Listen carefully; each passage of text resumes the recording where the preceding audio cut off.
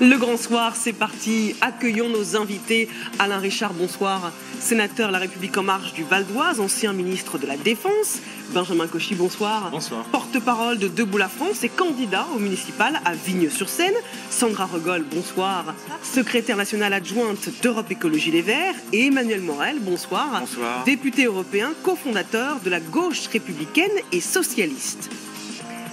Il le sait, Emmanuel Macron est attendu au tournant à moins de 24 heures de ses vœux aux Français. Il faut dire que le ton est encore monté d'un cran au 26e jour de grève contre la réforme des retraites. Les syndicats attendent un geste, une parole forte. L'opposition espère le retrait du projet. Mais vous, qu'attendez-vous? Nos équipes sont allées sonder les Français. J'attends qu'il fasse un discours qui précise et qu'il encadre bien sa volonté d'aboutir à des résultats concrets sur ces problèmes de retraite. Vous attendez quelque chose ou pas grand-chose? Une sage décision de sa part avec sa réforme des retraites et puis qu'il ait la bonne idée de la retirer. Je pense que ça permettrait à tout à chacun de passer une meilleure année 2020. Il faut qu'il assume, il faut qu'il aille au bout surtout. Il a commencé, il faut aller au bout. Il faut aller au bout, dit ce passant. Demain soir, Alain Richard, le président va-t-il opter pour la fermeté, pour le bras de fer sur la réforme des retraites ou plutôt pour l'apaisement, selon vous? Je n'ai pas vu son discours écrit, mais il me semblerait logique dans sa position qu'il dise simplement que cette réforme, elle fait partie de ses engagements devant les Français, qu'elle doit se dérouler dans une longue durée, puisqu'il s'agit de transformer complètement le système, qui marche depuis 70 ans, et que la négociation sur les conditions de la transition doit reprendre la semaine d'après. Et je pense qu'il encouragera les partenaires sociaux à être constructifs dans cette négociation pour qu'on en sorte. Est-ce que vous pensez qu'il y aura un petit geste d'apaisement, une concession, même si on n'ira pas évidemment au fond des choses demain soir dans son discours? Non, c'est un discours des vœux. Je rappelle quand même, il s'agit de dire bonne année aux Français. Mais je pense qu'il insistera sur le fait que les conditions de la transition sont en négociation et qu'on attend des partenaires sociaux, principalement des organisations de salariés, qui fassent des propositions. Je pense en particulier au débat que nous avons avec la CFDT sur l'âge pivot. On va y revenir dans notre débat. Ils savent très bien, ils sont sur la position du gouvernement, de la majorité présidentielle, pour la transformation du régime de retraite. Je pense que si on doit faire échouer cette négociation uniquement sur la question de l'âge pivot, il faut proposer d'autres variables. Benjamin Cauchy, le président peut-il trouver les mots pour apaiser la colère? Il va essayer de trouver les mots, effectivement, puisque le pays est depuis plus de 2 ans et demi en colère contre ces moultes réformes. Après, je pense qu'il va faire du en même temps, c'est-à-dire qu'il va tenter d'apaiser, et malheureusement, le fait de ne pas apporter de réponse demain soir, alors que la grande majorité des Français attendent du concret, va créer de la frustration et encore une fois, une colère qui va se reporter. Les Français attendent véritablement des décisions. Et là, on sait très bien que rien ne se fera avant le 7 janvier. Depuis plus d'1 mois, le président de la République joue la carte du pourrissement. Quasiment 18 mois de pseudo-négociations avec les partenaires sociaux autour de cette réforme. Et on arrive depuis le 5 décembre à des grèves continues. Donc, est-ce que les Français attendent véritablement quelque chose du président de la République? Honnêtement, les Français ne sont plus dupes. Sandra Regol. C'est pas la première fois que Emmanuel Macron se retrouve à faire un discours des vœux qui doit servir d'apaisement. L'an dernier, on était dans une situation dans laquelle la France était aussi en souffrance et l'exprimait la crise des gilets sur les ronds-points. Et on a eu un discours du président qui était effectivement un discours d'apaisement avec cette proposition du grand débat, mais tout ceci n'a accouché de rien. C'est-à-dire que ce sentiment d'injustice qu'éprouvent les Françaises et les Français s'est répercuté là aujourd'hui sur les retraites, mais parce qu'ils ont été patients sur la réforme de l'assurance chômage, sur la baisse des APL, sur la baisse des pensions, quelle qu'elle soit. Et donc, en fait, sur toutes ces choses, les Françaises, les Français ont été très patients. Mais là, c'est un petit peu, comme le dit M. Berger quand il sort des négociations avec le Premier ministre, c'est que la ligne rouge est encore une fois franchie. Donc oui, on va avoir un discours d'apaisement, mais le problème, c'est qu'à chaque fois, on n'a que des discours. Et ce n'est jamais suivi d'actes. En tant qu'écologiste, je suis bien placée pour le savoir. Emmanuel Macron a fait de son mandat le mandat de celui de l'environnement, celui où on devait dire non aux pays qui, comme les États-Unis, veulent sortir de l'accord de Paris. Et les actes, c'est il y a encore quelques jours cet arrêté qui permet d'épandre des pesticides hautement dangereux, très cancérigènes, jusqu'à 3 mètres des habitations. C'est ça la réalité entre les discours très beaux et puis les actes du gouvernement. Sauf que là, on a passé la crise de 2018, on est en train de passer celle de 2019, peut-être ou peut-être pas, mais à un moment donné, la corde craque. On ne peut pas toujours jouer avec les sentiments d'une population qui a été brutalisée économiquement à ce point-là. Emmanuel Morel. Moi, je crois qu'il ne faut pas attendre grand-chose d'un discours de vœux en général. Parce que quand même, le président, il va souhaiter la bonne année aux Français. Il y aura quelques formules ciselées, mais enfin, ça sera forcément convenu. Est-ce que vous vous souvenez du discours de vœux de l'année dernière ? En 2018, le 31 décembre, Emmanuel Macron avait fait une promesse, une seule. Il avait dit « 2019, ça sera l'année du dialogue ». Bon, vous avez vu ce qui s'est passé. Donc je crois qu'il ne faut pas accorder trop d'importance à ce type de discours. Puis en plus, on a un pays qui est, en effet, comme ça a été très bien dit, bloqué. Totalement bloqué. Et on a le sentiment que pour sortir de cette crise, il faudrait que le président change à la fois de politique et soit en capacité de se réformer lui-même. Manifestement, il n'est capable ni de l'un ni de l'autre. Et ce qui inquiète les gens, parce que vous avez parlé des passants, nous on rencontre des électeurs, des citoyens, hein. Alors, on a eu les dîners de famille, ça sert aussi à ça, et il y a ce sentiment un peu curieux de l'absence du président et du Premier ministre dans cette période qui est une période intense, importante. Il y a des grèves, il y a un sentiment de chaos parfois. Alors, on a le sentiment que l'exécutif aujourd'hui est aux abonnés absents. Et je ne suis pas sûr qu'un discours de vœux, si talentueux soit-il, résorbe ce sentiment de la majorité des Français. Ce qu'il faudrait évidemment, c'est des annonces fortes de changement de politique. Ça n'arrivera pas, donc je crois qu'il ne faut rien attendre de bien précis demain. Qu'est-ce que vous répondez, Alain Richard, à cette défiance exprimée sur ce plateau et puis qui correspond en partie à une défiance des Français ? Oui, les adversaires de la majorité expriment leurs oppositions. Jusque-là, c'est sympathique et cohérent. On est là pour ce débat. Est-ce qu'on pense... Nous allons légiférer dans 3, 4, 5 mois. Nous allons voter ce projet de passage à un système de retraite universel avec une quantité d'adaptation qui va se déployer sur plusieurs années. Moi, j'attends la future majorité politique qui abrogera cette loi. Nous allons rentrer dans une réforme qui réunit la situation des Français, alors qu'aujourd'hui, suivant la profession qu'ils ont exercée, suivant l'ancienneté qu'ils ont acquise dans tel ou tel régime, ils ont des situations très inégales. Mais alors, vous faites quoi des policiers? Vous faites quoi des gendarmes? Vous faites quoi des stewards? Vous souhaitez qu'on dialogue en s'interrompant? Ça fait partie du débat, on peut s'interpeller. Donc, si c'est un régime expliquez votre opposition. Mais si c'est un régime universel dans lequel toutes les personnes sont traitées de la même façon, pourquoi est-ce qu'il y a des professions qui ont des régimes à part? En fait, on est en train de revenir au régime actuel. Pas du tout. Où il y a plein d'exceptions. Voulez-vous qu'on en discute? Et je ne dis pas que ce soit mal qu'il y ait des exceptions, puisqu'il y a des conditions de pénibilité. Exactement. Le problème, c'est qu'en fait, le gouvernement ne traite que par secteur et ne prend pas en compte la pénibilité dans son ensemble. Et ça, c'est injuste. Donc, ça ne fait pas... Alors, vous allez m'expliquer pourquoi, mais il y a certes des problèmes avec le régime actuel. Il reste des inégalités. Et ce qu'on demande à des politiques, quelle que soit leur orientation politique, c'est de travailler pour le bien-être de la population. Donc de ne pas rajouter des inégalités à un système qui l'est déjà. Or ce système, vous voyez, moi en tant que femme, je suis très bien placée pour savoir que pour toutes les femmes de ce pays, il sera spécialement inégalitaire et que c'est sur nous, entre autres, sur les agriculteurs, sur les personnes qui ont des carrières hachées, que les inégalités vont... On va y revenir sur les concessions qui ont été faites par catégorie professionnelle. Vous aviez une question, une interrogation. Vous vouliez interpeller Alain Richard, Benjamin Cauchy. Il y a deux choses, monsieur le ministre. Rassurez-vous, l'opposition se prépare en 2022 à faire de cette abolition, de cette réforme des retraites, si elle passe, un enjeu majeur des élections présidentielles. Donc je tiens à vous rassurer, vous posiez la question devant tout le monde, rassurez-vous, nous nous y préparons. L'abolition au service de quoi? Plus sérieusement. Pour créer quoi? Plus sérieusement. Le président de la République a été élu avec effectivement dans son programme la volonté de passer à un régime par points.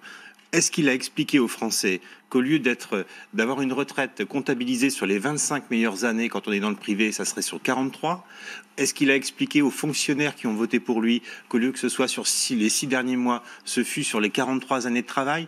En aucun cas, non. Si ça avait été le cas, je vous assure, ils n'auraient pas voté pour lui. 2 critères. 1, l'universalité. Vous supprimez les régimes spéciaux pour faire des régimes spécifiques. Nul n'est dupe. Deuxième chose, le président de la République, en aucun cas, avait précisé qu'il ne souhaitait pas rallonger la durée des carrières. En l'occurrence, avec l'âge pivot, c'est 2 ans cadeau pour les salariés. Donc, c'est un double mensonge. Cette réforme est une coquille vide. Donc, peut-être par orgueil, et on sait que le président de la République en a à revendre, peut-être qu'il fera passer cette réforme, parce que s'il ne fait pas passer cette réforme, on sait très bien qu'il ne pourra plus rien faire jusqu'à la fin du mandat. C'est ce que vous souhaitez d'ailleurs. Tout le monde le sait. Non, moi je préférais qu'il travaille au service des Français et pas au service des grandes fortunes et des banques. Ça, c'est mon point de vue. Mais plus sérieusement, cette réforme, si elle passe, d'accord, en 2022, j'invite tous les Français à s'unir et les oppositions à s'unir pour faire en sorte que cette réforme puisse être abolie. Vous êtes déjà en 2022. Une réponse d'abord d'Alain Richard, rapidement à Sandra Rogol et Benjamin Cauchy. Je rejoins tout à fait Mme Rogol sur le fait qu'il y a des situations professionnelles différentes. Simplement, c'est pas du tout pareil d'essayer de trouver des réponses adaptées au déroulement de carrière de gens qui ont des situations de travail différentes à l'intérieur d'un même ensemble où les règles sont les mêmes pour tous. C'est-à-dire que lorsqu'on a défini, et ça fait partie des sujets avec les organisations syndicales, des facteurs de pénibilité, le travail la nuit, le travail exposé à l'extérieur, etc., quelle que soit la branche professionnelle où les gens travaillent, le bonus pénibilité doit être le même. Ce n'est pas la situation avec les 42 régimes. Ça saute aux yeux. Et par ailleurs, il y a juste un petit sujet anecdotique dont il faut parler 5 minutes. C'est le financement. Aujourd'hui, les financements des bases de retraite des différents régimes sont assez inégales. Si on rentre dans un régime universel, tout le monde paye pour tout le monde et on applique le principe 1 euro cotisé, 1 euro de droit. Voilà l'esprit de la réforme. C'est difficile de combattre ça. Tout va. Vous allez parler, bien sûr. Je voudrais juste qu'on regarde ensemble le calendrier du mois de janvier, parce qu'il est soutenu. Il y aura les vœux demain, il y aura le 7 janvier dont vous parliez, Benjamin Cauchy, la reprise des négociations, c'est une date clé. Le 9, la grande journée d'action à l'appel de la plupart des syndicats. Et le 21, la présentation du projet de loi en Conseil des ministres. Le gouvernement pose-t-il un ultimatum à travers ce calendrier? Écoutez ce que disait Ségolène Royal sur LCI. Le gouvernement là, fonctionne par la peur. Il dit aux gens, mais si vous ne nous écoutez pas, si vous ne laissez pas faire les réformes que nous faisons, vous n'aurez plus de retraite, c'est pour votre bien qu'on le fait. Mais dites donc, il y a quand même longtemps que les citoyens français demandent à être associés aux décisions qui les concernent. Le gouvernement, Emmanuel Morel, cherche-t-il à faire peur aux Français? Si la réforme ne passe pas, vos retraites ne seront pas financées. Non, bah déjà, la réforme, elle est anxiogène. Ça, c'est l'évidence. Pourquoi elle est anxiogène? Parce que la seule chose qui est universelle dans cette réforme, c'est la perspective de la baisse des pensions. À la fois pour les salariés du privé, qui savaient qu'on prendrait les 25 meilleures années pour calculer leur retraite. Aujourd'hui, ça sera sur toute leur vie professionnelle. S'ils ont une vie professionnelle particulièrement hachée, eh bien, ça sera plus compliqué. C'était pour les fonctionnaires, c'était les 6 derniers mois. Alors, il y a tout un débat sur les primes. La réalité, c'était quand même ça. Et aujourd'hui, ils savent que tout ça va être mis en cause. Avec un point dont on nous dit la valeur, elle est assurée, elle sera sans arrêt à la hausse. Mais ce qu'une loi fait, une loi peut défaire. Et les exemples étrangers, moi je suis député européen, je peux en parler, témoignent justement du contraire. C'est-à-dire d'une baisse des pensions qui va en s'accroissant. Mais la deuxième chose qui devrait quand même interroger le gouvernement, là on parle du calendrier, contrairement à ce qui vient d'être dit, c'est une réforme qui fait l'unanimité, au moment où je vous parle, l'unanimité des partenaires sociaux contre elle. Je dis bien contre elle, même le MEDEF. Le MEDEF est le seul aujourd'hui partenaire social qui se félicite de la réforme, mais qui dit, par la voix de son président, on n'était pas demandeur. On n'était pas demandeur. C'est quand même incroyable que même le président du MEDEF en arrive à dire ça. Donc à partir du moment où vous avez tous les partenaires sociaux de France contre la réforme. Les syndicats dits réformistes, les syndicats qui sont tout autant réformistes d'ailleurs, mais qu'on appelle parfois autrement. Ben, la vérité, c'est que le gouvernement, il devrait quand même se poser des questions. Et ce qui me surprend, et ce qui surprend aussi à mon avis les Français, c'est pour ça qu'ils sont anxieux Et c'est pour ça qu'ils sont angoissés. Et c'est pour ça qu'ils soutiennent majoritairement la grève. C'est que le Premier ministre, comme le Président, n'apporte pas de réponse. Pas plus sur l'âge pivot que sur la logique même de cette réforme. Parce que quand on dit oui, mais vous étiez au courant, vous les Français, qui avez voté pour Emmanuel Macron. Je m'excuse, au deuxième tour de l'élection présidentielle, bien des Français ont voté pour Emmanuel Macron pour une seule raison. Éviter Madame Le Pen. Au premier tour, il était en tête.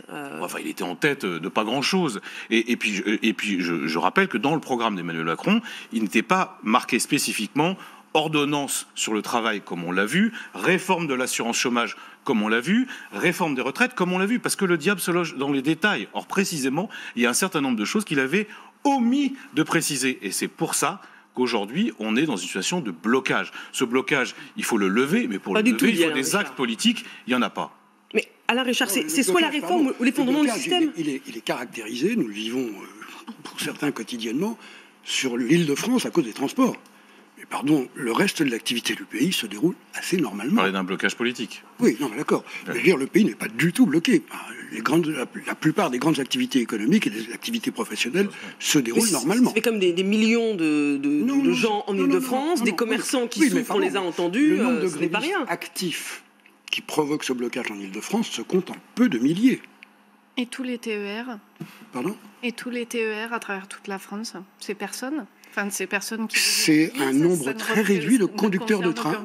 C'est un nombre très réduit de conducteurs de train. Vous savez que le nombre de grévistes sur l'ensemble de la SNCF. Le nombre de personnes. Mais je sais bien, j'ai pris la semaine dernière. Le nombre de grévistes à la SNCF est très inférieur à 10%.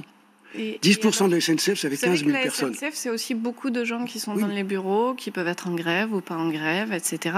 Et c'est pas ça le problème. Le blocage, il est politique. C'est-à-dire que sondage après sondage, et les oppositions s'opposent, ça c'est sûr. Malgré le fait que les transports soient bloqués, qu'il y ait des raffineries qui soient bloquées, qu'il y ait des gens dans le privé qui s'engagent aussi pour la grève, et bien malgré tout ça, le soutien de la population française reste majoritaire. Et je rappelle que ce soir, la CGT appelle un blocage total des raffineries du 7 au 10 janvier. Donc là, ça peut concerner potentiellement toute la France. Oui, mais c'est toujours un tout petit nombre de grévistes. Ça peut suffire à bloquer le pays. Oui, mais ça, on est capable de les empêcher. Je pense que quand même, il faut pas, sur le blocage des raffineries, il ne faut pas exagérer. D'abord, ça a déjà eu lieu. D'ailleurs, relativement, je ne vais pas remonter jusqu'en 68, mais pendant la loi travail, il y a eu cette modalité d'action. En 2010, sur les réformes Fillon aussi. À la fin des années 90, 96, 97 même, je me souviens, il y a eu. Donc, faut pas non plus exagérer parce que je voyais les gros titres. La France va être bloquée.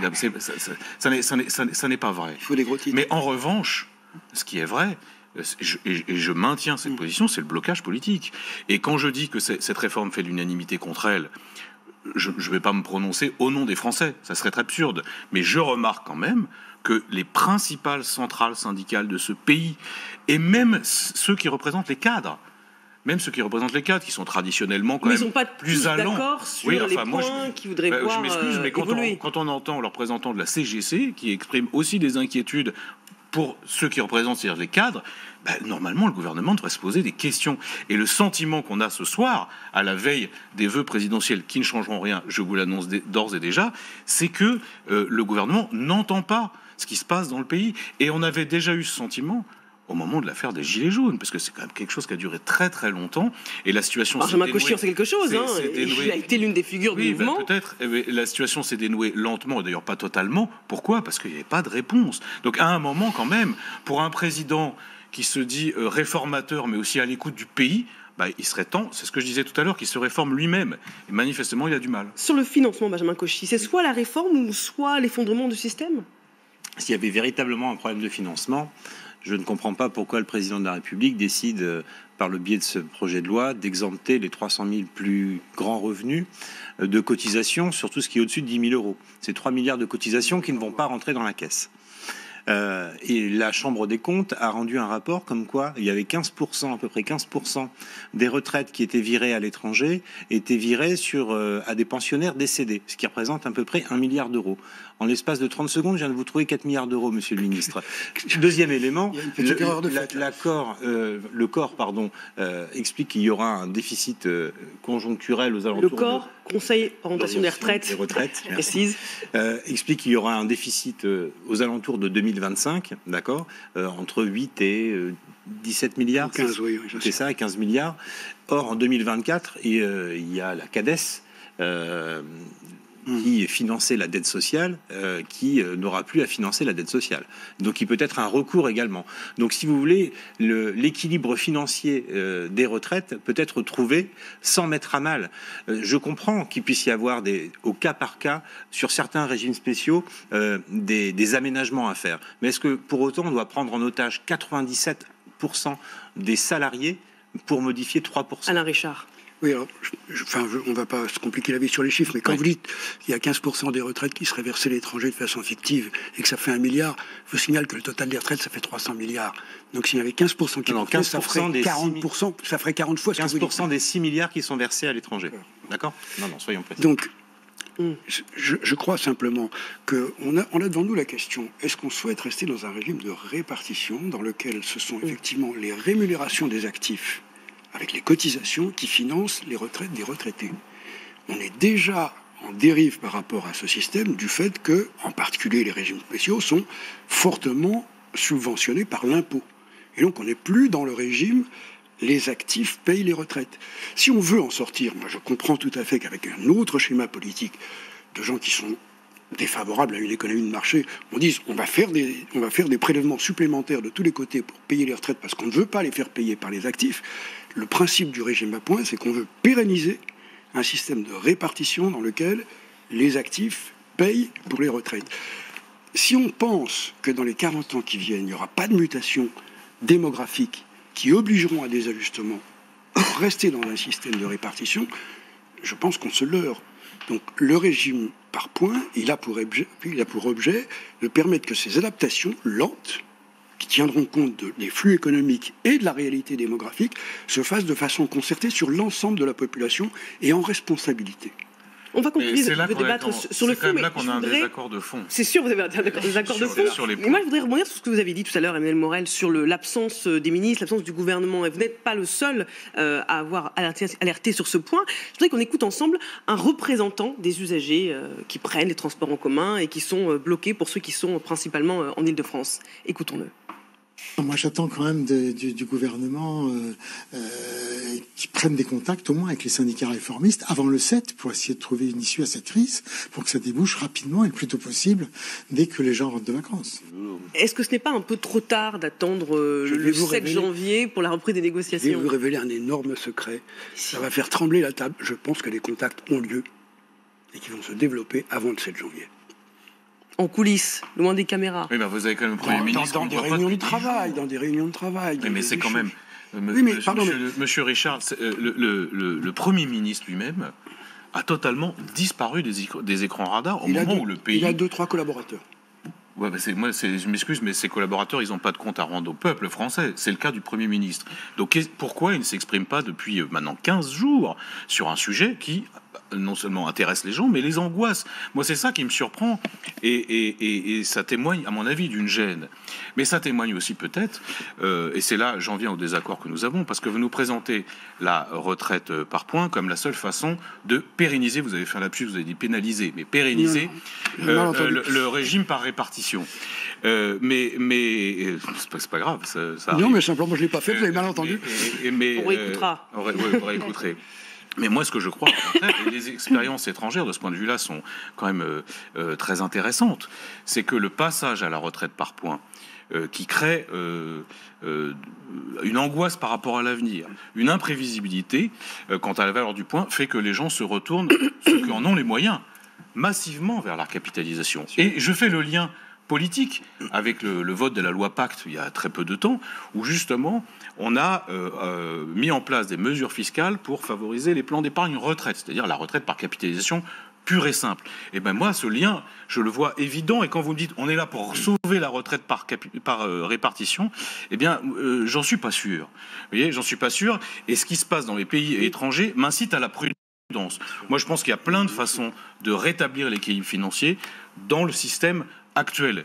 il y a des choses à réformer à la marge, mais ce que je crois en tout cas, c'est certainement pas en passant par un régime qui est faussement universel. D'ailleurs, il l'est de moins en moins. Vous avez vu, chaque jour, on nous annonce une exception supplémentaire. C'est bien qu'il y a un problème et que la seule chose universelle, c'est la baisse des pensions à la fin. Geste d'apaisement ou fermeté, les vœux d'Emmanuel Macron seront évidemment à suivre en direct sur LCI à partir de 20h. Analyse en plateau avec nos invités. Les vœux, un exercice à haut risque alors que le ton est monté d'un cran entre le gouvernement et les grévistes. On en débat dans un instant avec un représentant de la CGT. Et puis nous parlerons de vos baisses d'impôts, la baisse promise de 5 milliards d'euros qui arrive en janvier. Allez-vous en profiter? Eh bien, réponse dans le Grand Soir. Restez avec nous.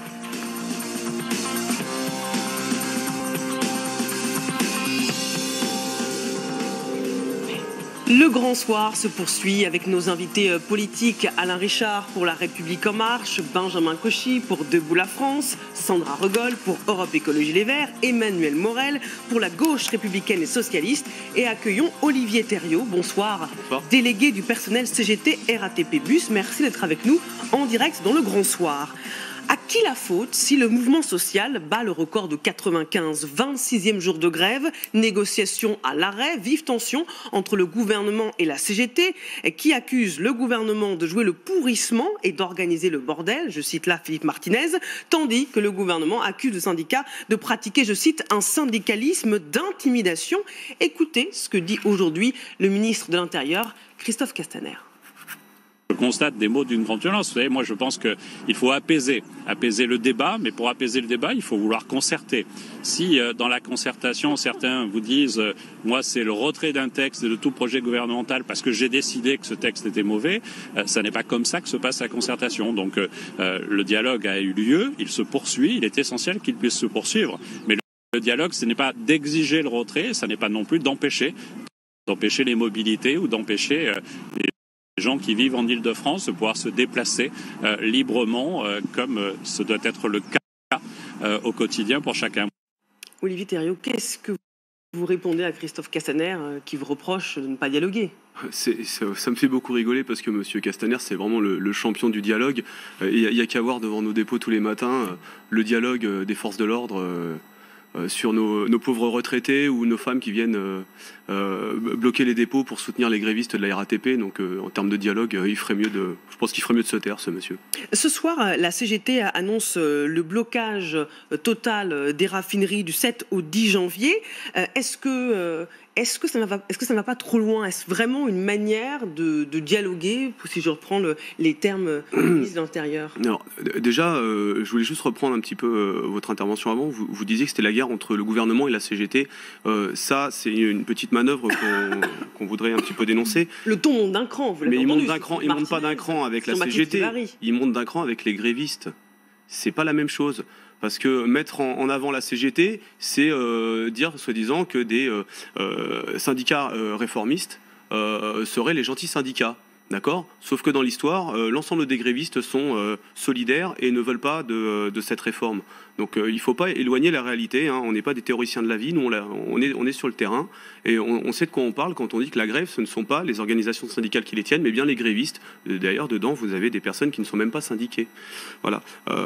Et donc, du coup, j'ai oublié votre question. Sur les blocages. Je rebondis sur les blocages. Les blocages, c'est une forme, moi, j'ai pas de souci avec ça.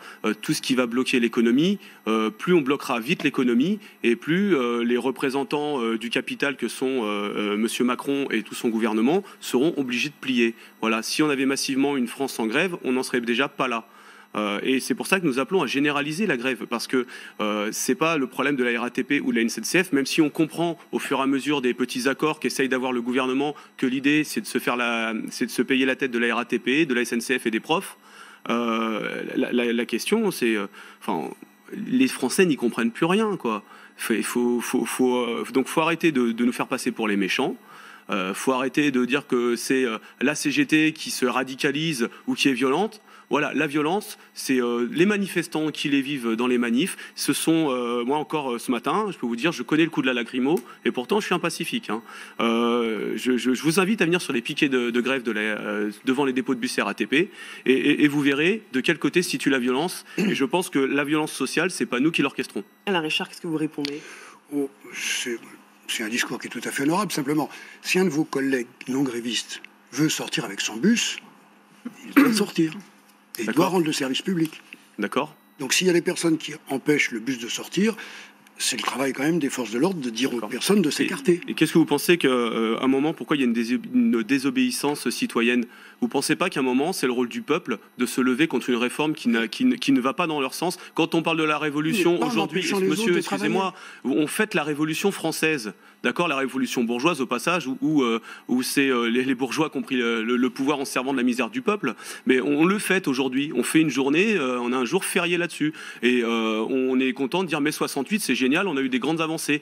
Bah, excusez-moi, il ne se passe pas quelque chose de différent, et on est en train de criminaliser les mouvements de grève, alors qu'en fait, c'est un peuple qui est en train de se réveiller. Hein, vous avez un an de gilets jaunes, vous avez aujourd'hui une convergence qu'on a essayé d'empêcher depuis un moment. Moi, je fais les deux. Je fais les manifs gilets jaunes et je fais les manifs de la CGT. Et je peux vous dire que la dernière manif à République, on a nassé les gilets jaunes pour les empêcher de rejoindre la manif de l'Interpro. Donc tout ça, c'est ce qui se passe sur le terrain. Moi, je vous entends, vous êtes calme, vous êtes posé, vous êtes un grand politicien, vous avez de l'expérience. Mais malheureusement, ça suffit pas. Ce qui se passe aujourd'hui, c'est une prise de conscience qu'à un moment, le capital, il a trop pressurisé son peuple et que M. Macron, qui en est le représentant, aujourd'hui, son seul problème, c'est son arrogance et le fait qu'il n'est pas en mesure de reculer parce que c'est un petit enfant gâté qui était, voilà, comme à l'époque M. Juppé, il ne veut pas perdre la face, sauf qu'il va lui arriver le même sort. Et on met en garde aujourd'hui parce que... En êtes-vous si sûr, Olivier Thériault, quand on regarde ce que dit la SNCF, hein, qui indique aujourd'hui que le taux de grévistes s'établit à 7,1%. Alors, on rappelle que pour les conducteurs, hein, c'est 32,5%, 18% pour les contrôleurs et 9% pour les aiguillères. Est-ce qu'il n'y a pas le risque d'une lassitude de la part de ceux qui font grève? Parce qu'on sait qu'il y a de plus en plus de grévistes qui ont choisi de reprendre le travail. Ça, c'est bien orchestré pour essayer de casser un mouvement de grève. Vous allez le prendre comme un boomerang. Hein. C'est dangereux ce que vous êtes en train de faire en communication. On donne la parole à tout le monde. On donne la parole à la SNCF, on vous donne la parole, on orchestre. Moi, je vous dis, restez quand même très attentifs à ce qui va se passer à la rentrée. Là, vous êtes en train de souffler sur des braises. Vous pouvez raconter aux usagers que ça va mieux se passer, mais malheureusement, ils vont constater que ça va être un vrai bordel à la rentrée, et ça ne sera pas notre faute. Nous, on a prévenu. On va aller jusqu'au bout, on est déterminé, parce que ce que l'on fait, c'est pour défendre une cause noble, une cause qui idéologiquement est valable, et on sait très bien que derrière, c'est des BlackRock et des AXA, tous les copains de M. Macron qui l'ont mis au pouvoir, qui vont récolter le fruit de notre travail. Parce que vous parliez tout à l'heure de financement. Le président de la République, même vous parliez, oui, bien sûr. Non, mais attendez, je pense que si vous voulez, on y croit. Mais oui, non, mais tout à l'heure vous parliez de financement, mais sauf que ce qu'on n'explique pas, à chaque fois on n'a pas de réponse. Ça a été lancé tout à l'heure. Hein. Vous aviez commencé à élaborer, mais je crois que vous êtes un tout petit peu trompé sur les chiffres. Mais vous avez parlé de 3 milliards, moi je parle de 72 milliards. Hein, avec de cadeaux en tout cas qui disparaissent des caisses de retraite sur cette histoire des 10 000 euros hein, pour les. Mais les Olivier Thériault, pour être très très précis, Elisabeth Borne a estimé avoir fait un geste envers vous, et je voudrais qu'on regarde ensemble ce qu'elle a dit. On a vraiment pris en compte l'attachement des agents de la RATP et de la SNCF à leur régime spécial. Je pense qu'il y a eu des avancées, des garanties fortes qui ont été données. J'invite chacun des agents à prendre connaissance des avancées, et j'espère que le travail pourra reprendre. Donc, c'est très bien. C'est très bien. Là, je veux vous apporter la preuve que si on continue de faire grève, c'est justement pas pour défendre nos petits précarés, mais pour mettre définitivement en échec une réforme qui va mettre à mal tous les Français. Tous les Français. Et là, vous pouvez plus nous opposer que nous sommes en train de nous battre pour nos régimes spéciaux. Nous nous battons depuis le début à la SNCF et à la RATP pour enlever cette réforme qui va toucher l'intégralité des futurs pensionnés. Sandra Rogol. Oui, c'est important de souligner ça, parce qu'on n'arrête pas d'entendre parler du droit de grève. Oui, effectivement, il existe dans le droit de grève. Mais quand vous avez un emploi qui est précaire, quand vous dépendez d'un secteur d'activité dans lequel il y a une forte pression à l'emploi, eh bien ce droit, vous n'êtes pas en mesure de l'exercer, même si vous êtes solidaire de la grève, même si vous voulez vous battre contre ce projet de réforme. Et pendant ce temps, il y a des gens qui prennent sur eux, sur leur salaire. Hein. La grève, c'est pas gratuit. Si effectivement le taux de grévistes n'est pas tout le temps aussi haut, c'est parce qu'il y a des personnes qui depuis bientôt un mois ne perçoivent plus de salaire. Ce sont des gens qui se sacrifient pour que tous les autres puissent ne pas être oppressés par ces mesures qui sont mises en place. Et c'est important de le rappeler. La grève, c'est pas des vacances. La grève, c'est fatigant. C'est faire des piquets, c'est ne pas avoir de salaire. C'est le faire juste avant Noël, au moment où on a besoin d'avoir de l'argent pour faire plaisir à ses enfants, à sa famille, à ses amis. En fait, on parle pas de quelque chose qui est facile. Faire grève, ce n'est pas facile. La preuve, tout le monde n'a pas les moyens d'être en grève aujourd'hui et quelques personnes, on pourrait les en remercier parfois, font ce travail pour l'ensemble du collectif, c'est pas rien. Après, ce qui m'inquiète beaucoup dans tout ça, dans cette volonté qu'a le gouvernement de ne pas dialoguer, puisque c'est la réalité, c'est que beaucoup des politiques d'Emmanuel Macron s'inspirent, sont assez vieilles, s'inspirent de celles de Margaret Thatcher en Angleterre, pardon. C'est-à-dire que la réforme de la SNCF, c'était déjà Richard ça. sourit quand il vous entend. Oui. La réforme de la Margaret SNCF, la mise en place des bus pour concurrencer le rail, c'était déjà ça. La suppression des postes à la SNCF, c'était déjà ça. D'ailleurs, notez que cette suppression des postes fait qu'aujourd'hui, le gouvernement est légitime à dire, vous voyez bien que ces retraites ne se financent plus. Évidemment, c'est mathématique, quand on supprime des postes, quand il y a moins de gens à la sortie pour les financer, eh bien, ça ne se finance plus. Et vous allez voir, c'est amusant, parce qu'en fait, dans toute la fonction publique, c'est la même chose. Si aujourd'hui, le gouvernement dit c'est ce régime de retraite, ou alors vous n'aurez plus de retraite, c'est uniquement parce qu'il a supprimé des centaines de milliers de postes de fonctionnaires. Alors, il n'était pas tout seul, les régimes de droite l'ont fait avant, le précédent gouvernement n'était pas exemplaire non plus, voilà. Il y avait des écologistes dedans, d'ailleurs. Mais oui, tout à fait, qui ne sont pas restés parce qu'ils n'étaient pas d'accord avec la politique du gouvernement. C'est ça aussi, faire un acte politique. Et donc, je vais juste conclure. Margaret Thatcher a eu des mineurs en grève pendant 1 an. Une année entière de grève pour les mineurs qui étaient en lutte contre ces réformes. Et sa volonté, ça a été de laisser pourrir et de laisser ces gens qui étaient déjà très pauvres s'appauvrir encore plus. J'ai très peur qu'aujourd'hui, Emmanuel Macron ait la même stratégie de division et d'appauvrissement des personnes jusqu'à l'usure. On parle de la RATP et de la SNCF, mais ils ne sont pas les seuls à avoir montré les muscles. D'autres professions se sont fait entendre et le gouvernement a déjà accordé des dérogations aux policiers, aux pilotes, aux pompiers, aux militaires, aux routiers, aux marins-pêcheurs, aux danseurs de l'Opéra de Paris, si bien qu'on se demande... Pas encore, c'est en négociation. C'est en négociation. Pour l'instant, il y a déjà une proposition de faire en sorte que la réforme des retraites ne s'applique pas à ceux qui sont déjà danseurs. Vous avez oublié les sénateurs. Ça fait 5 jours qu'il y a un communiqué quand même où ils disent qu'ils n'en veulent pas. Mais bon. Mais je dis qu'il y a une avancée. Après, je ne dis pas qu'ils sont d'accord ou pas. Mais il y a des concessions. Il y a des concessions qui sont faites. Si bien qu'on se demande si à la fin, le principe même de régime universel ne sera pas renié. Écoutez Laurent Jacobelli pour le RN et Manon Aubry pour la France Insoumise. Le leitmotiv premier que l'on entend de la part du gouvernement pour cette réforme, c'est l'universalité de la réforme. J'ai compté, on en est à 9 concessions, 9 régimes spéciaux qui sont conservés. C'est bien la preuve que l'universalité n'a aucun sens. Le président reste aveugle et sourd, il s'entête comme un enfant obtus, comme un enfant gâté sur sa réforme des retraites. Le Premier ministre semble vouloir lui faire plaisir comme un bon élève en la faisant passer coûte que coûte, quitte à la vider d'ailleurs de tout son sens. Alors Richard, le gouvernement va-t-il vraiment instaurer un régime universel si finalement on fait une exception pour chacun? C'est le petit bref dialogue que nous avions avec Mme Rugol tout à l'heure. Tout à fait. Est-ce qu'on met les 30 millions d'actifs dans un régime dans lequel ils partagent les mêmes droits en fonction de leurs conditions, de leur déroulement de travail? Je rappelle d'ailleurs, par rapport à la critique qui était faite en disant on va prendre l'ensemble de la durée, c'est ce que l'on fait depuis 60 ans pour les retraites complémentaires, qui prennent en compte la valeur des salaires obtenus tout le long de la carrière et qui ont trouvé un équilibre. Là, le régime dont on parle, il englobe les retraites complémentaires et les retraites de base et permet donc d'obtenir un taux de remplacement du dernier salaire par la retraite qui est comparable chez tout le monde. Avec, bien entendu, les cas de déroulement de carrière spécifique. C'est vrai que quand vous êtes pilote de ligne, c'est vrai que quand vous êtes policier sur la voie publique, vous avez des conditions d'exposition ou des conditions de stress qui ne sont pas celles de la totalité des salariés et qui justifient qu'on prenne en compte une pénibilité. Simplement, comme le dit toujours Mais vous avez Philippe, supprimé 4 régimes excusez-moi, de pénibilité. je souhaite pouvoir finir ma phrase sans vous déranger. Allez-y, comme le dit Édouard Philippe, il n'y a pas d'énorme raison que la pénibilité du chauffeur de bus de Lyon ou du Havre soit comptée de façon radicalement différente de la pénibilité du chauffeur de bus de Paris ou de la banlieue.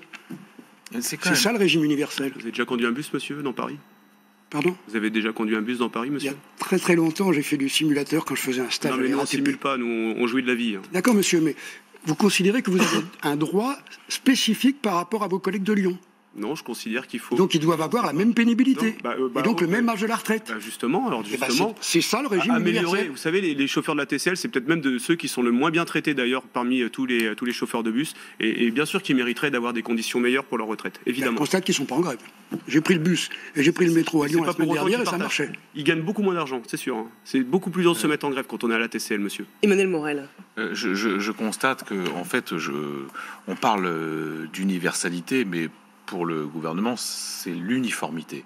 C'est bien le problème, c'est que les situations de travail sont très différentes, les situations de vie sont très différentes, et c'est cette rhétorique-là qu'il va falloir, je crois, remettre en cause. Mais il y a autre chose, je reviens quand même sur ce qui a été dit. D'abord, dans les éléments de langage du gouvernement, il y a quelque chose de profondément malhonnête. Ça n'est pas le gouvernement versus la CGT. Ça, c'est faux, il faut le battre en brèche. Ceux qui aujourd'hui font la grève à la SNCF, à la RATP et dans d'autres secteurs, ils viennent aussi de l'UNSA, hein, ils viennent aussi de la CFDT, bah oui, parce que à la base, CFDT fait la grève, ils viennent de Sud, et surtout, la majorité sont non syndiqués. Donc, faut arrêter avec cette rhétorique qui est insupportable et qui vise à stigmatiser un syndicat en particulier. On se demande d'ailleurs pourquoi. La deuxième, parce qu'il est particulièrement combatif, et que d'ailleurs, moi, je lui dis merci. Bon, et je le dis au nom de beaucoup de gens. Mais là, deuxième élément de langage qui est insupportable, franchement. Régis Debray, qui est un intellectuel que j'aime beaucoup, disait hier son malaise quand il voyait des gens qui gagnaient en général 10, en tout cas 5 fois plus que les agents de la RATP et de la SNCF parlaient de privilégiés. Franchement, c'est indécent de voir quelqu'un qui gagne 15 000 balles par mois expliquer que celui qui en gagne 2 000, c'est un privilégié. À un moment, et ça, tout le monde comprend, parce que le salaire moyen en France, c'est pas 5 000 ou 10 000 euros comme certains éditorialistes ou ministres. Donc ça, c'est quand même un peu de retenue, quoi. Donc il faut sortir de ces éléments de langage. Et puis la troisième chose, qu'on oublie toujours, la grève, ça n'est jamais un plaisir pour les gens. Enfin, généralement, c'est l'expression d'une souffrance, d'un malaise, d'une révolte contre une injustice. Et la plupart des gens dans le secteur privé, la vérité, c'est quoi? C'est qu'ils ne peuvent plus faire grève. Parce que le droit du travail étant ce qu'il est, la menace sur leur emploi est telle que, ils font grève par procuration. Et c'est pour ça que, contrairement à ce que j'entends ici ou là, les Français sont solidaires des grévistes et se reconnaissent dans ce mouvement parce qu'ils savent très bien qu'aujourd'hui, ceux qui sont en lutte, qui peuvent se le permettre parce qu'ils sont syndicalement forts, bien organisés, ils le font pour tous les autres. Et pour toutes ces raisons, je pense qu'on devrait leur dire merci. Et d'ailleurs, j'ajoute, chère madame, que la plupart des conquêtes sociales dans ce pays, elles ont été acquises grâce à des gouvernements de gauche la plupart du temps, mais aussi parce qu'il y avait des sacrés mouvements sociaux derrière pour les pousser et conquérir des droits sociaux. Et Alain Richard le sait autant que moi. Benjamin Cauchy, est-ce que vous pensez que finalement le gouvernement ira jusqu'au bout dans sa volonté de supprimer les régimes spéciaux quand on voit que beaucoup de dérogations sont déjà accordées et des concessions sont faites? Oui, comme je l'ai dit tout à l'heure, il va conduire une coquille vide au Parlement pour ne pas perdre la face. Quand j'avais rencontré le Premier ministre l'année dernière pendant la crise des Gilets jaunes, il m'avait dit la différence entre une taxe et une réforme, c'est qu'une taxe, on peut revenir dessus. Une réforme, si on revient dessus, c'est un échec. Ça, je l'ai bien enregistré. Donc je comprends bel et bien aujourd'hui que s'ils reviennent sur cette réforme, encore une fois, c'est poser la valise jusqu'en 2022. Donc évidemment qu'ils vont aller jusqu'au bout. Mais ils sont en train de la détricoter de jour en jour. Là, 9 régimes spéciaux qui sont devenus spécifiques. Vous allez voir qu'à force de taper sur la SNCF et la RATP, ils vont essayer de faire des concessions à la SNCF et à la RATP. Elles sont faites. Elles sont faites. Je ne pense pas qu'elles soient faites. En tout état de cause, on a la chance aujourd'hui dans ce pays d'avoir des salariés qui se bougent les fesses, non pas pour eux seuls, mais aussi pour la grande majorité des salariés qui, comme moi, comme madame, devons aller travailler tous les matins. Voilà. Moi, j'aurais pas de retraite de sénateur à l'heure d'aujourd'hui. Je ne serais pas dans un régime spécial. Donc moi, aujourd'hui, je suis bien content qu'il y ait des salariés comme la RATP ou la SNCF qui aillent faire grève. Olivier Thériault, avant que vous nous quittiez pour vous laisser la place à une autre invitée, est-ce que vous attendez quelque chose demain de la part d'Emmanuel Macron qui présentera ses vœux aux Français? Je ne sais pas ce qu'on peut attendre du président, parce que s'il nous sort la solution demain, je me dis quand même, ça aura fait beaucoup de jours de grève alors qu'il avait la solution dès le départ, quoi. Donc non, on attend quoi? Enfin si, sauf s'il nous fait une belle surprise. Alors là, je dirais chapeau bas, quoi. S'il nous dit bon, on retire tout, super. On aura au moins l'occasion de fêter le nouvel an. Il sera plus le serviteur du capital à ce moment-là. Ouais, mais vous inquiétez pas, il a prévu de s'occuper des appels derrière, donc il a encore plein de petites surprises pour le peuple. Non, mais du coup, nous, comme on fait le gréveillon du Nouvel An dans mon dépôt à Agnières demain soir, eh ben, on aura une bonne raison dans la rue avec tous les habitants de Gennevilliers et d'Agnières qui viendront nous rejoindre de faire la fête, pour de vrai. On comprendra que, en tout cas, vous suivrez les vœux d'Emmanuel Macron, même si vous n'espérez pas grand-chose de ces vœux. Merci Olivier Thériault, délégué du personnel CGT RATP Bus, d'être venu dans le Grand Soir sur LCI. Y aura-t-il des concessions, un geste sur la réforme des retraites? Réponse dans moins de 24 heures. Les vœux du président sont évidemment à suivre en direct sur LCI à partir de 20h. Un geste va être fait à coup sûr. C'est un geste fiscal pour les Français soumis à l'impôt sur le revenu. Et on va en parler avec notre invitée qui va s'installer, Virginie Pradel, fiscaliste, présidente de l'Institut Vauban. Merci d'être avec nous. Installez-vous, je vous en prie. Vous avez écrit Impôt Mania, l'absurdité fiscale française aux éditions de l'Observatoire. Souvenez-vous, le gouvernement s'était engagé à l'issue de la crise des Gilets jaunes à baisser les impôts. 5 milliards d'euros de baisse ont été promis pour 17 millions de ménages.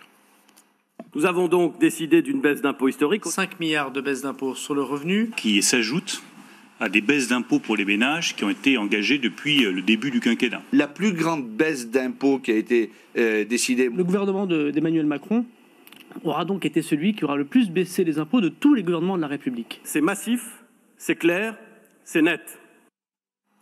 Les baisses d'impôts se verront sur votre fiche de paye au mois de janvier, mais êtes-vous concerné? L'objectif est de faire baisser la pression fiscale sur les classes moyennes, raison pour laquelle la première et la deuxième tranche d'impôts imposables seront concernés. Et on va prendre des exemples très concrets. Par exemple, un célibataire qui gagne 2 000 euros bruts par mois bénéficiera d'une baisse d'impôt de 549 euros par an. Un couple qui gagne à deux, 5 600 euros bruts par mois, bénéficiera d'une baisse d'impôt de 908 euros par an.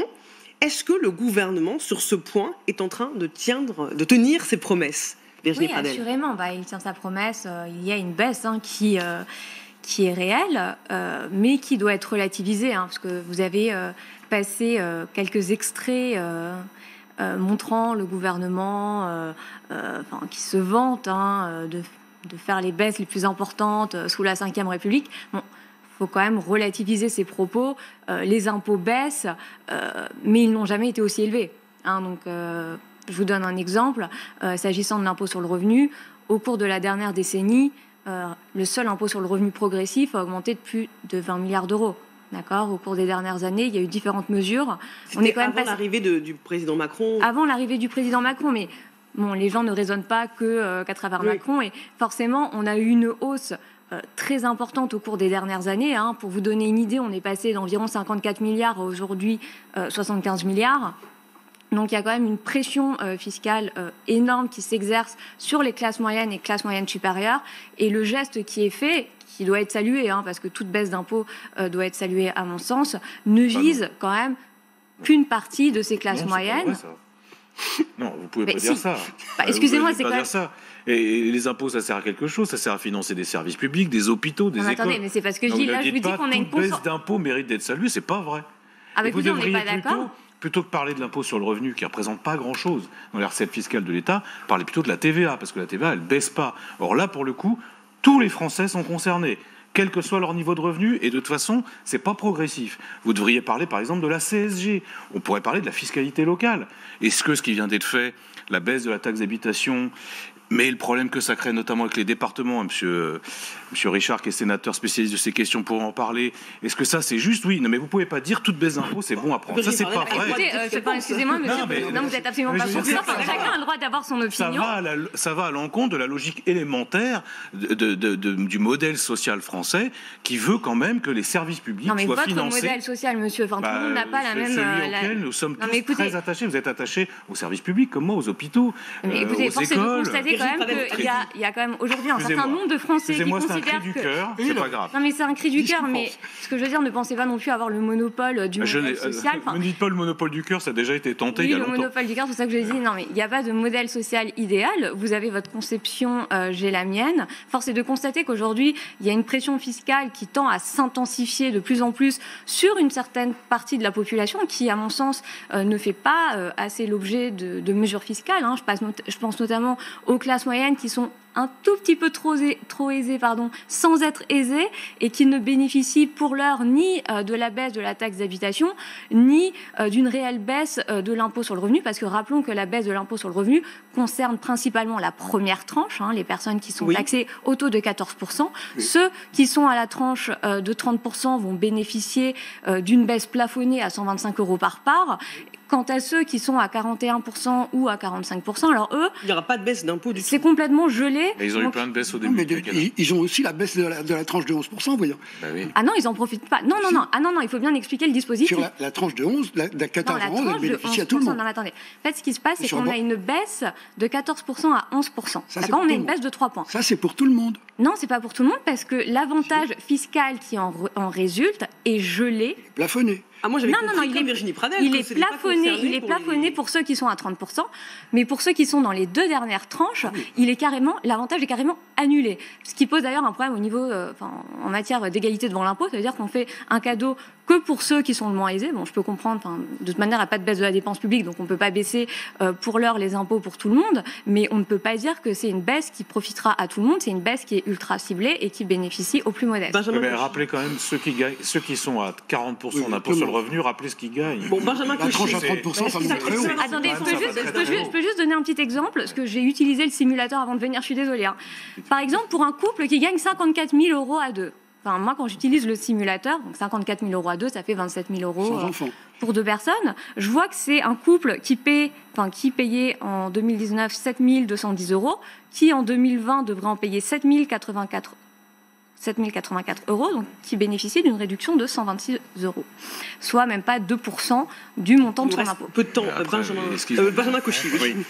Écoutez, la baisse de l'impôt sur le revenu, c'est un engagement qui a fait suite à la crise des Gilets jaunes, donc on peut enfin se féliciter qu'il y ait au moins un engagement de tenue.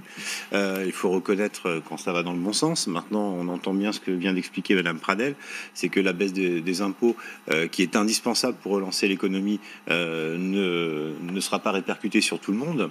En revanche, si on voulait véritablement baisser plus encore les impôts tout en maintenant une qualité de service public, ça serait d'aller chercher l'argent dans la fraude sociale et dans la fraude fiscale, monsieur le sénateur.